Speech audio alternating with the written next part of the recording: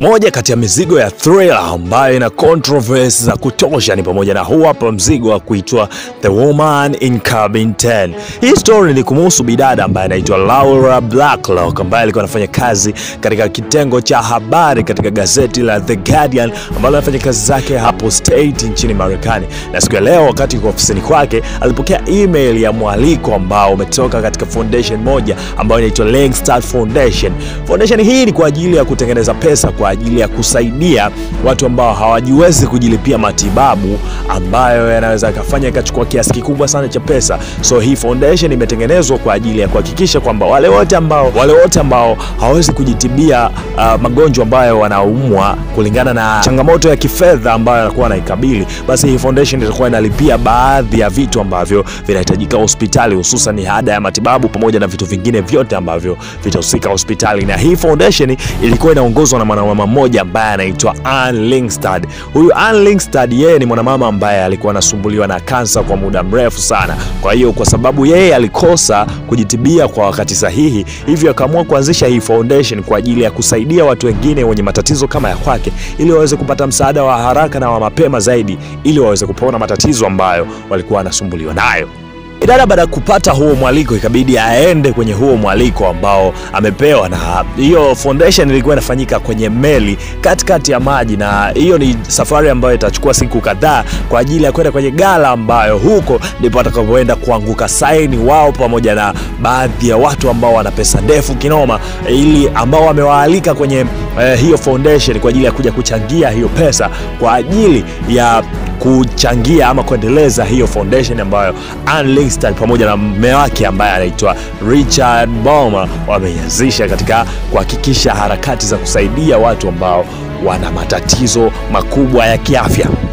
So baada ya kufika pale kila mtu akapewa chumba chake kwenye hiyo meli kwa ajili ya kujipumzisha na mambo mengine akiwa anaendelea. Sasa wakati bidada anatoka mida ya usiku kwa ajili ya kwenda kupata dina na watu wengine ambao wamekutana hapo kwenye hiyo meli, wakati anatoka akakutana na Ben Morgan ambaye alikuwa anatoka na njia ile kule anakuja huko ambako yuko bidada. So bidada ili kujisave asiweze kukutana na mshikaji ikabidi aingie kwenye chumba cha mtu mwingine, na hapo kwenye hicho chumba alichoingia kilikuwa ni chumba namba 10. Huko kwenye meli anaita cabin, ni cabin namba 10. Kwa hiyo akaingia kwenye hiyo chumba and then akajifungia humo ndani, lakini wakati yuko humo ndani akakutana na mtu mwingine ambaye yupo kwenye iko chumba pia, na ni mwanadada ambaye pia naye ni moja kati ya washiriki ambao inaonekana wamekuja hapo kwa ajili ya kushiriki hilo tukio ama huo uzinduzi wa hiyo Langstad Foundation ambayo imeanzishwa na bidada Ann pamoja na mumewe Richard Baumer. Lakini alipofika kule bidada akajaribu kuomba msamaha kwa kuingia kwenye chumba cha mtu ambaye hajapewa ruhusa yake kuingia, na yule dada ambaye amemkuta mule akasema it's okay, hakuna shida wala nini, akawa anaendelea na mishe zake. So bidada akatoka na kwenda kwenye dina. So wakati yuko hapa anapata msosi akaja kupewa taarifa ya kwamba mwanamama Ann Langstad anamhitaji mara moja kwa ajili ya mazungumzo naye. So bidada ikabidi ainuke na kwenda kumsikiliza mwanamama anataka nini, na alipofika kule akamwambia kwamba kuna statement ambayo nimeiandaa, ambayo hiyo statement nataka ije kutumika endapo mimi nitakapokuwa nimefariki, kwa sababu kwa aina ya ugonjwa ambao mimi ninao siwezi kutoboa kabisa. Na akatoa ile statement akamkabidhi bidada ile statement ambayo imeandikwa kwenye mfumo wa maandishi, na akamwambia kwamba hii statement inahitaji kutumika pale ambako mimi nitakapokuwa nimetoka na uhai, kwa sababu nahitaji hizi mali zangu zote ambazo nazimiliki ziende kwenye foundation ambazo zinajimiliki, yani foundation ambazo hazimilikiwi na serikali, yani mashirika ya watu binafsi, ili kwa ajili ya kwenda kusaidia hizi changamoto ambazo mimi nimeziaidhinisha kupitia hii Langstad Foundation, na sihitaji hizi pesa ziende kwa mtu mwingine yoyote. Nafikiri utakuwa umeelewa. Kwa sasa tumalize hapa and then tutaendelea kesho nikuelezee kwa nini na sababu gani ambazo zimesababisha mimi kutaka pesa zangu zote ama mali zangu zote ziende kwenye mashirika binafsi na zisimilikiwe na mtu mmoja kwa ajili ya kusaidia hizo foundation kuweza kuendelea, kitu ambacho bidada aliona kama ni proud kwa sababu mwanamama amejaribu kujitolea maisha yake kwa ajili ya watu wengine ili waweze kupata msaada. So ikabidi atoke na ile statement na kwenda nayo chumbani kwake, na alipofika chumbani kwake muda wa kupumzika, wakati amelala sasa usiku, akawa anasikia vurugu zinatokea kwenye chumba cha pili ambacho ni ile cabin namba 10 ambayo aliingia mara ya kwanza na akakutana na mtu kule. So kwenye kusikiliza vizuri akajua kabisa hizi ni vurugu. Ikabidi ikabidi atoke. Wakati anatoka, mara ghafla akashangaa kuona mtu ametumbukia kwenye maji, kitu ambacho kikamchanganya sana bidada, na alipojaribu kwenda kusogea karibu kuangalia ni nani yule ambaye ametumbukia kwenye maji, akaja kugundua kwamba ni mwanamke ambaye ametumbukia kwenye maji. Sasa swali la kujiuliza, kwa nini huyu mwanamama ametumbukia kwenye maji, na ni nani pia ambaye ametumbukia kwenye hayo maji, na ni kwa nini ametumbukia humo? Kwa sababu anataka kujitoa uhai au kuna kitu kingine, au ameuawa? Kitu ambacho kikawa kimempa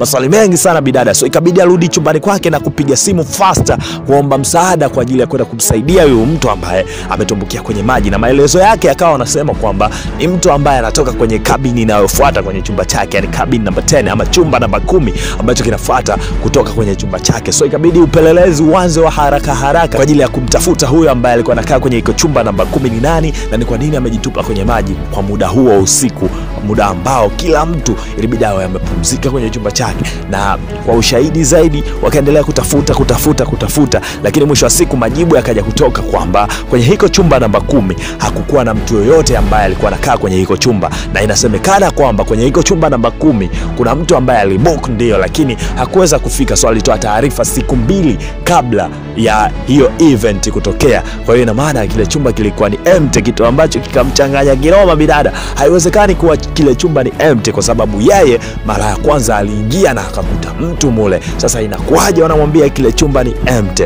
Patamu. So bidada kwa kuwa ni mwandishi wa habari, ikabidi aanze kufanya uchunguzi wake mwenyewe kisiri, na mwisho wa siku akawa kuna vitu akawa na vigundua ambavyo vilikuwa vinaendelea mule ndani ya ile boat, na mwisho wa siku kuna vitisho pia akawa anapewa wakati anafanya upelelezi wake huo mdogo, mpaka mara ya mwisho akaja akasukumizwa kwenye swimming pool na akafungiwa, kitu ambacho yule ambaye amemsukumiza akataka kumtoa uhai kabisa, kitu ambacho kikaendelea kumvuruga sana bidada. Lakini kuna baadhi ya ushahidi ambao alikuwa ameupata, hususan nywele ambazo alizipata kwenye ile cabin number 10, lakini bado pia kwa upande wake mambo yakawa magumu kwa sababu alikuwa haeleweki kabisa, na watu walikuwa wanaona kana kwamba bidada kuna matatizo ambayo yanamfanya yeye anakuwa kwa design kama hiyo, kwa sababu huyu bidada kuna ajali ambayo alishuhudia na ilitoa watu uhai, ajali ambayo ilisababishwa na gari ambayo ilienda kutumbukia baharini na ikapelekea watu kufariki dunia. So kulingana na yale matatizo ambayo yeye aliyashuhudia, ikawa imesemekana kwa kwamba bidada ana msongo wa mawazo, kitu ambacho kinamfanya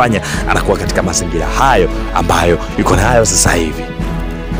So leo wakati amekaa ametulia anaendelea kupanga vitu vyake kwa utaratibu, akasikia kwenye kabini yake kuna mtu anagonga hodi, na alipoenda kuchungulia hakuweza kuona mtu, lakini alipofungua mlango akaona kivuli kinaishia. So ikabidi aanze kukifuatilia kile kivuli ili kugundua kuwa ni nani huyu ambaye anamfuatilia, na ni nani pia ambaye anampa vitisho kwa muda wote, na ni nani pia ambaye alimsukuma kwenye swimming pool na kutaka kumuua, na ni nani pia ambaye anaficha huu kweli ambao yeye ameuona kana kwamba kuna mtu amefariki katika hii boat na ametupwa kwenye maji ama ametumbukia kwenye maji, lakini watu inaonekana wanaficha kuhusiana na hiki ambacho kinaendelea kwenye hii boat. So ikabidi aanze kumfuatilia yule mtu ambaye amegonga kwenye chumba chake, na kumfuatilia na mwisho wa siku akaja kumkamata na kumwangalia, akagundua kuwa ni yule mwanadada ambaye alimkuta kwenye kile chumba namba 10. Sasa imekuwaje, mbona yupo huku na kile chumba namba 10 kinasemekana kwamba hakina mtu? Alipomhoji maswali na kwenye kumtikisa vizuri na kuja kugundua kuwa huyu ambaye amemwona hapa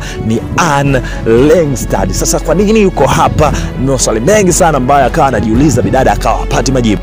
So kwenye vuta ni kuvute mara ghafla bidada akajikuta amejibamiza kwenye mabomba ambayo yako humu kwenye hiki chumba ambacho ameingia, na akajikuta nazima, na mwisho siku anakuja kustuka yuko chini basement kwenye hiyo meli, na yule mwanadada yuko kwa juu. Lakini kila akirudisha kumbukumbu akaja kugundua kwamba huyu aliyesimama hapa mbele yake sio Anne Lyngstad, bali ni mtu ambaye amejifanya kana kwamba yeye ni Anne Lyngstad, kitu ambacho kikamchanganya sana bidada, na ikabidi aanze kumhoji maswali, na bidada ikabidi aanze kumjibu na kumwambia kwamba ni kweli yeye sio Anne Lyngstad, na yeye alifatwa kuja kwa mbadala wa Anne Lyngstad kwa sababu mumewe na Anne Lyngstad, maana yake Richard Balmer, alikuwa na mpango wa kumteketeza mke wake, na hii ni kwa sababu ya zile mali ambazo mke wake anamiliki, alikuwa mwamba anahitaji kuzimiliki yeye. So ikabidi amtafute mtu ambaye anafanania na Anne Lyngstad ili atakapomtoa uhai mkewe, yule mtu aweze kukava nafasi ya Anne Lyngstad kwa ajili ya kuja kuchukua zile mali ambazo mkewe anamiliki, kwa sababu mke wake